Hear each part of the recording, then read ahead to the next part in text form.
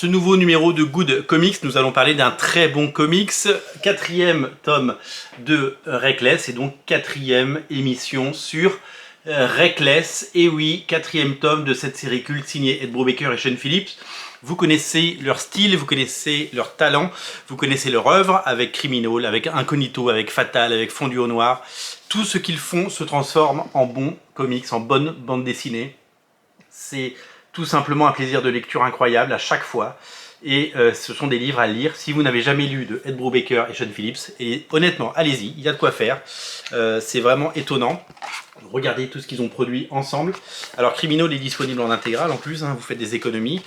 Et il y a Incognito, il y a évidemment Reckless dont on parle, il y a Kill or Be Killed, Fondu au Noir, Scène de crime, qui n'est pas dessinée malheureusement, Scène de crime, il y a Pulp, qui n'est pas dessiné par Sean de Phillips, mais un petit peu par Sean Phillips, mais il y a Michael Lark en plus, et donc les différents tomes de Reckless, et on apprend sur cette page que après le tome 4 que j'ai dans les mains, il y aura un tome 5, ce qui est une bonne nouvelle.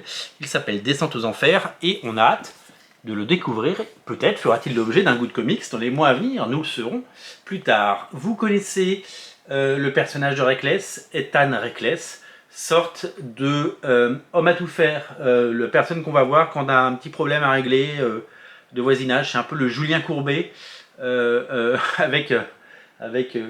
qui utiliserait ses points plutôt que ses avocats pour régler des situations.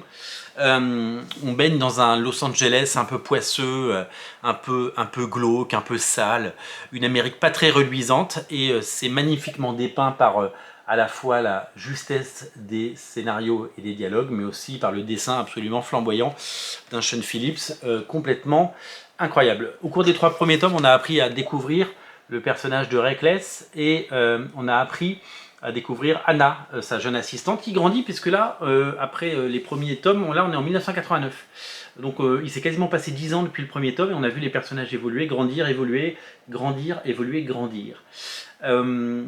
Et alors la particularité de cette série, c'est qu'elle va toujours à des endroits où on ne l'attend pas. Elle va à des endroits où on ne l'attend pas. Et donc, ils ont décidé, les auteurs ensemble, de, plutôt que nous donner une 3e ou 4e enquête de Reckless, parce que c'est un peu des enquêtes qu'il fait, eh bien, on change tout, on relance les dés, et on bouscule la table basse, et on ne parle plus de Reckless, d'Ethan Reckless, mais de Anna. Et cette histoire se focalise sur Anna. Reckless est parti, il a quitté l'état, ou il est allé plus haut dans l'état, et il n'est pas présent, et c'est elle qui va prendre les appels, et comme elle commence à bien connaître son boulot, parce qu'elle est passée de la simple standardiste dans le tome 1 à sa confidente slash amie slash une véritable assistante, quoi, une véritable, elle est partner in crime, quoi, vraiment, elle est capable de résoudre elle-même avec son talent des énigmes, et trouver, remonter des filières. Et bien on va suivre son destin, ça va l'amener à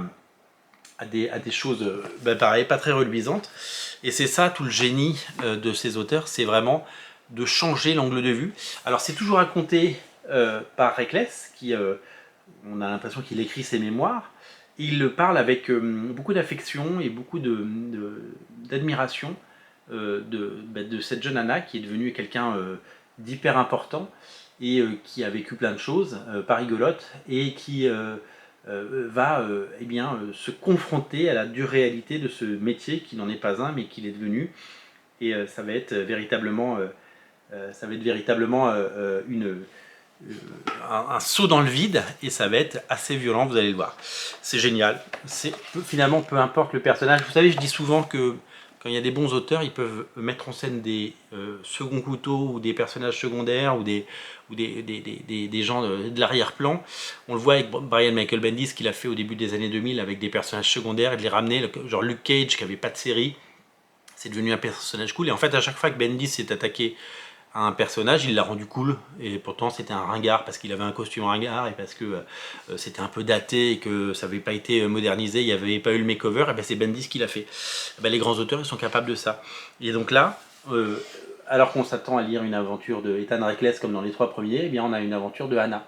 Et là, ça va être super, parce que elle va enquêter donc sur l'histoire de manoir hanté, et elle va tomber sur des... elle va découvrir des choses qui sont un peu cachées sous le tapis et qui s'étalent sur plusieurs décennies et donc qui touchent de près comme de loin, comme d'habitude un petit peu j'ai envie de dire, le tout Hollywood, parce qu'en fait j'ai l'impression que Brubaker est vraiment revenu d'Hollywood, qu'il n'en a plus rien à foutre et que du coup il tire à boulet rouge dans le sens où on sent que ses expériences ratées à Hollywood et les mauvaises personnes qu'il a pu rencontrer, et ben, il a envie de se venger un petit peu et il y a certaines piques qui sont plutôt bien vues. Magnifique album, vivement le tome 5. Honnêtement, si vous n'avez pas encore lu Reckless, c'est peut-être le moment de le faire. C'est à découvrir d'urgence en boutique à Paris au 49 rue La Cépède ou dans le lien dans le descriptif de la vidéo et on vous livre. Lisez le tome 1, vous allez tomber amoureux. Lisez les 4 tomes, vous allez adorer. C'est à faire figurer dans toutes les bonnes bibliothèques. Reckless, c'est à ne rater sous aucun prétexte. Salut!